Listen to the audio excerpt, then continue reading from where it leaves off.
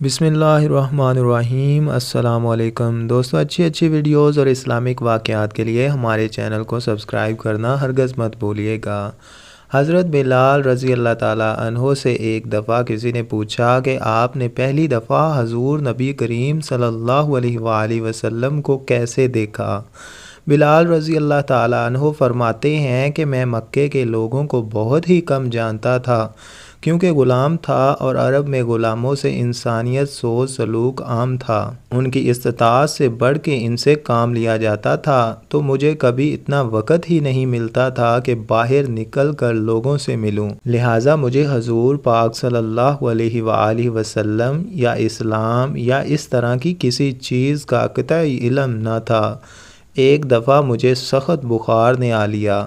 سخت جاڑے کا موسم تھا اور انتہائی ٹھنڈ اور بخار نے مجھے کمزور کر کے رکھ دیا، لہٰذا میں نے لحاف اوڑھا اور لیٹ گیا۔ ادھر میرا مالک جو یہ دیکھنے آیا تھا کہ میں جو پیس رہا ہوں یا نہیں، وہ مجھے لحاف اوڑھ کے لیٹا دیکھ کے آگ بگولا ہو گیا۔ اس نے لحاف اتارا اور سزا کے طور پہ میری قمیض بھی اتار دی اور مجھے کھلے صحن میں دروازے کے پاس بٹھا دیا کہ یہاں بیٹھ کے جو پیس۔ اب سخت سردی، اوپر سے بخار اور اتنی مشقت والا کام، میں روتا جاتا تھا اور جو پیستا رہتا تھا۔ کچھ ہی دیر میں دروازے پہ دستک ہوئی۔ میں نے اندر آنے کی اجازت دی تو ایک نہایت متین اور پر نور چہرے والا شخص اندر داخل ہوا اور پوچھا کہ جوان کیوں روتے ہو؟ جواب میں نے کہا کہ جاؤ اپنا کام کرو، تمہیں اس سے کیا، میں جس وجہ سے بھی روؤں۔ یہاں پوچھنے والے بہت ہیں لیکن مداوع کوئی نہیں کرتا۔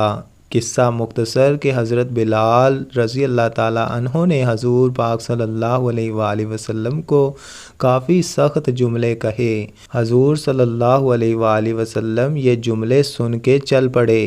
جب چل پڑے تو حضرت بلال نے کہا کہ بس، میں نہ کہتا تھا کہ پوچھتے سب ہیں، مداوع کوئی نہیں کرتا۔ حضور صلی اللہ علیہ وآلہ وسلم یہ سن کر بھی چلتے رہے۔ حضرت بلال کہتے ہیں کہ دل میں جو ہلکی سی امید جاگی تھی کہ یہ شخص کوئی مدد کرے گا، وہ بھی گئی، لیکن حضرت بلال کو کیا معلوم کہ جس شخص سے اب اس کا واسطہ پڑا ہے وہ رحمت للعالمین ہے۔ حضرت بلال کہتے ہیں کہ کچھ ہی دیر میں وہ شخص واپس آیا۔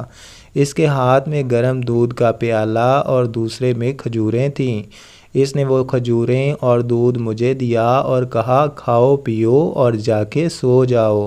میں نے کہا تو یہ جو کون پیسے گا؟ نہ پیسے تو مالک صبح بہت مارے گا۔ اس نے کہا تم سو جاؤ، یہ پیسے ہوئے مجھ سے لے لینا۔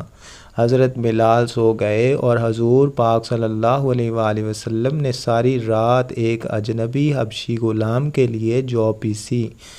صبح حضرت بلال کو پیسے ہوئے جو دیے اور چلے گئے۔ دوسری رات پھر ایسا ہی ہوا، دودھ اور دوا حضرت بلال کو دی اور ساری رات چکی پیسی۔ ایسا 3 دن مسلسل کرتے رہے، جب تک کہ حضرت بلال ٹھیک نہ ہو گئے۔ یہ تھا وہ تعارف جس کے بطن اس لافانی عشق نے جنم لیا کہ آج بھی حضرت بلال کو صحابی رسول صلی اللہ علیہ وآلہ وسلم بعد میں عاشق رسول صلی اللہ علیہ وآلہ وسلم پہلے کہا جاتا ہے۔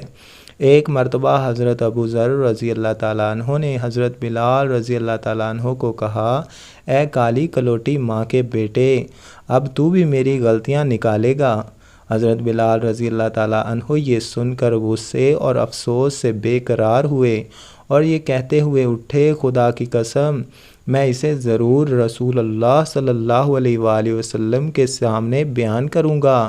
چنانچہ جب حضرت بلال رضی اللہ تعالیٰ عنہ نے حضور صلی اللہ علیہ وآلہ وسلم سے یہ بات بیان کی تو آپ کے چہرے مبارک کا رنگ بدل گیا اور آپ صلی اللہ علیہ وآلہ وسلم نے حضرت ابو ذر رضی اللہ تعالیٰ عنہ کو بلا کر ارشاد فرمایا، اے ابو ذر، کیا تم نے اسے ماں کے بارے میں یہ کہا کیا تمہارے اندر کی جہالت اب تک نہ گئی؟ اتنا سننا تھا کہ حضرت ابو ذر رضی اللہ تعالیٰ عنہ یہ کہتے ہوئے رونے لگے، یا رسول اللہ صلی اللہ علیہ وآلہ وسلم، میرے لیے دعائے مغفرت کر دیجئے۔ اور پھر روتے ہوئے مسجد سے نکلے، باہر آ کر اپنا رخسار مٹی پر رکھ دیا اور حضرت بلال رضی اللہ تعالیٰ عنہ سے مخاطب ہو کر کہنے لگے، اے بلال، جب تک تم میرے رخسار کو اپنے پاؤں سے نہ روند دو گے میں اسے مٹی سے نہ اٹھاؤں گا۔ یقیناً تم معزز و محترم ہو اور میں ذلیل و خوار۔ یہ دیکھ کر حضرت بلال رضی اللہ تعالیٰ عنہ روتے ہوئے آئے اور حضرت ابو ذر رضی اللہ تعالیٰ عنہ سے قریب ہو کر ان کے رخسار کو چوم لیا اور بے ساختہ بولے، خدائے پاک کی قسم، میں اس رخسار کو کیسے روند سکتا ہوں جس نے ایک بار بھی خدا کو سجدہ کیا ہو۔ پھر دونوں کھڑے ہو کر گلے ملے۔ سبحان اللہ۔ دوستو، ایسی اچھی مزید ویڈیوز کے لیے اور اسلامک واقعات کے لیے ہمارے چینل کو ضرور سبسکرائب کر دیں، اور اگر آپ کو آج کی ہماری یہ ویڈیو اچھی لگی ہے تو اس کو لائک کرنا ہرگز مت بھولیے گا۔